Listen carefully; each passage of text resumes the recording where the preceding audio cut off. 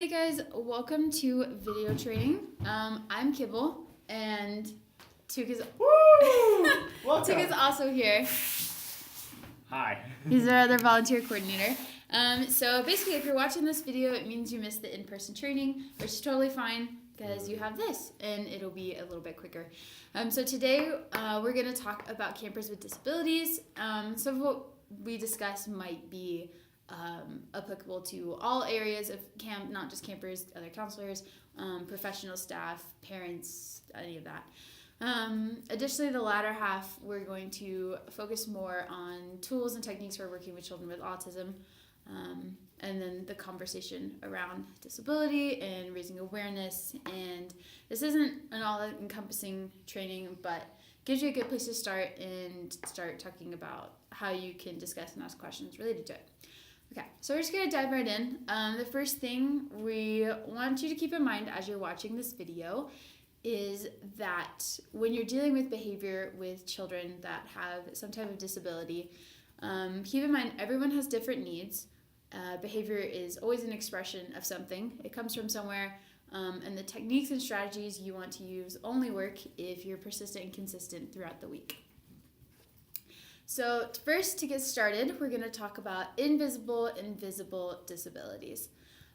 So according to the Americans with Disabilities Act of 1990, an individual with a disability is a person who has a physical or mental impairment that substantially limits one or more major life activities, or they've had a record of such impairment.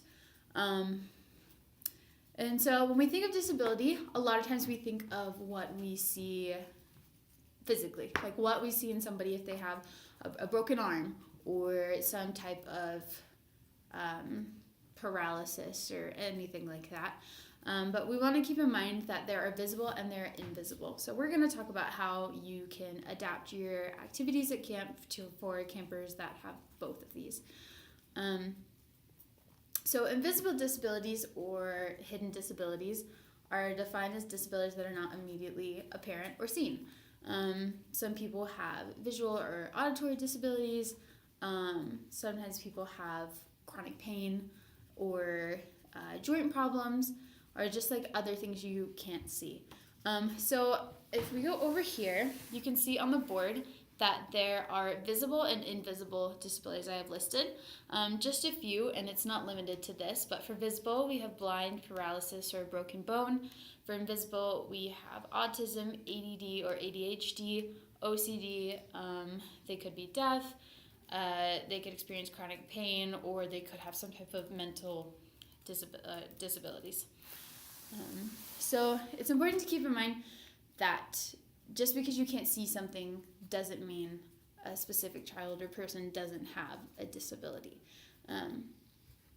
So your job as their counselor is to make sure that you're creating a safe space to where they feel safe, loved, and respected, and that you're shifting your thinking to how you can make this activity the best it can be for them, and that they feel included and they feel a part of it.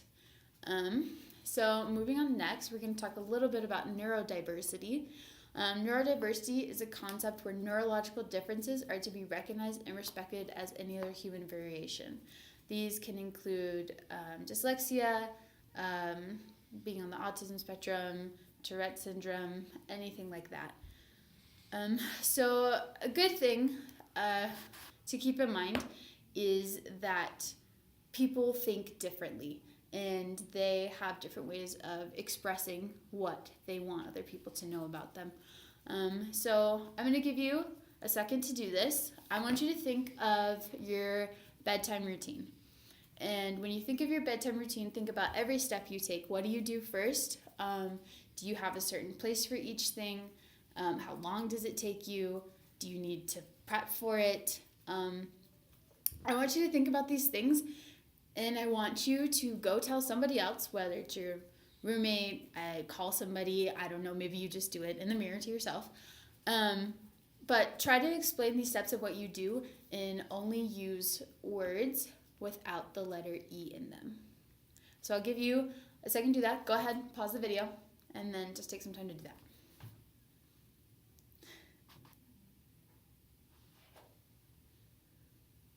Okay. Perfect. Welcome back. Yeah, thanks for coming back. Hopefully you took some time.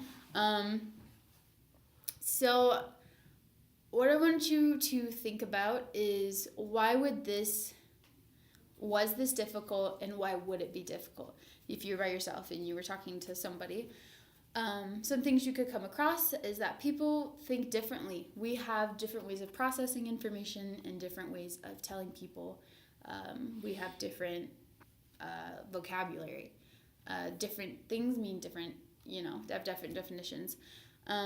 Also, there's a communication barrier when you can't understand what somebody is telling you, or you can't explain to someone else what you're thinking. So communication problems, people can think differently. It's hard to explain what you're thinking. And these can be important when thinking of kids with disabilities, because sometimes they don't know how to tell you how they're feeling or what they're experiencing. And so you just have to be extra aware, and you have to be thoughtful and just patient with them, and try your best to understand what they're saying and get to know them throughout the week, and so that you can better see these things before something could happen. The next thing we're going to talk about is you have to get to know them individually. And this doesn't start when a problem occurs. This starts at the beginning of the week when you first meet them. And you have to ask them questions. You have to be aware of them, observe them, make sure you're spending time with all of your kids equally. Just think of the best ways of how you get to know people, and then apply that to your campers. Especially with campers who have disabilities, this is going to be super helpful because you can recognize when things might not be going well for them, when they need to take a step back, how you can adapt an activity. And it's okay to ask them, what are they comfortable with? You can be the judge? You can be the judge on that, depending on what is best for your situation and your campers. Another thing we're going to talk about is behavior management. And so I'm just going to go through some different activities we have at camp and ways you can help reduce some anxiety or problems through these different things. So the first one is schedule. Most people are comfortable when they know the schedule. They want to know what's going on. They want to know what to expect next. And it helps alleviate some stress. So a good thing to do is to remind them from the beginning what the schedule is going to be, remind them throughout the day, remind them through transition times, give them a countdown before you go into transition times.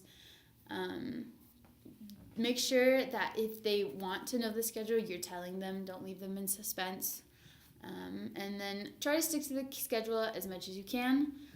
With that being said, sometimes things happen at camp and we have to be flexible, but try your best to keep them on schedule because that will help them stay focused. The next one is routine.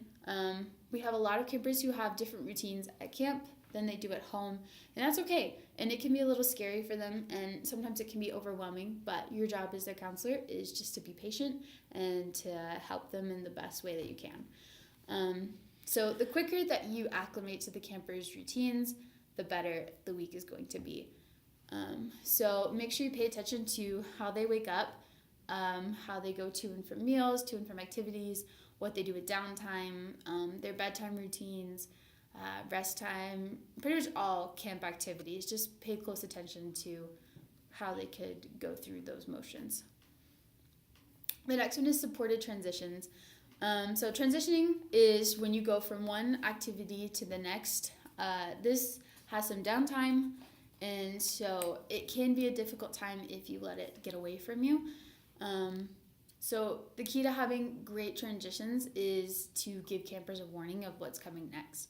So use a timer, tell them, 5 more minutes, give reminders starting at about 15 or 10 minutes.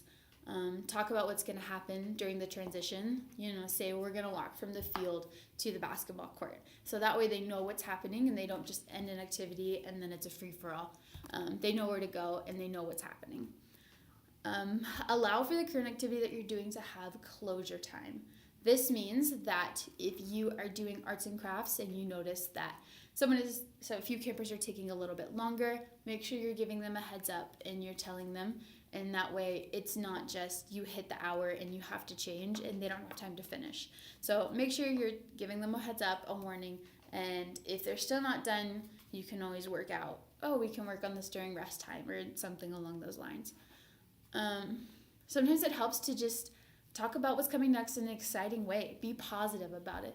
A big key to being a great counselor is just to be enthusiastic, because they're going to pay attention to you and they're going to feed off of your enthusiasm as well.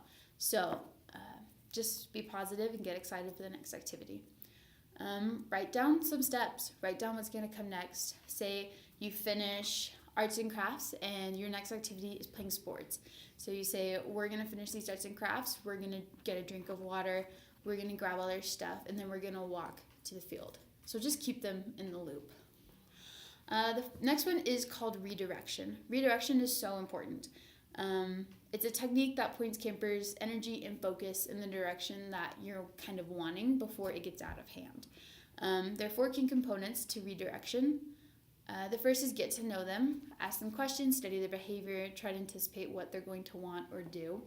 The next one is being aware, so know what you're looking for, look at what they're intentionally doing, and then how does the behavior change depending on who they're around, what the environment is. The next one is intention getters. So an easy one of this could be clap once if you can hear me, and then you just keep repeating until you have all of their attention. You can sing songs, you can do a call and response, anything like that. Another good idea is you can say, you can redirect to the schedule. You can just say, hey guys, does anybody want to look at the schedule, see what's coming next, play some games, do something physical. They could walk backwards.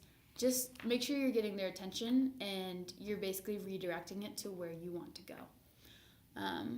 The last one is creating clear expectations. Make sure you're being clear on what you're telling your campers and what you want them to know and what to follow. Remember that expectations can change, but try to be overly clear when they do. Use visual supports when you talk about your expectations. Use fewer words. My dad's calling me. How do you just know that make sure that they're aware so you can check back and forth between if they understand or if they don't, or you can ask them to repeat it back to you just to make sure you have that connection and that you've got it. And that concludes Campers with Disabilities. Just keep in mind to be open, to be patient, to be aware, observe them, and try to make this the best experience as you can. That is your job as a counselor. Make them feel safe, loved, and respected and included. So once you finish watching this, you will take the quiz on it later in person at our last training. Thanks, guys.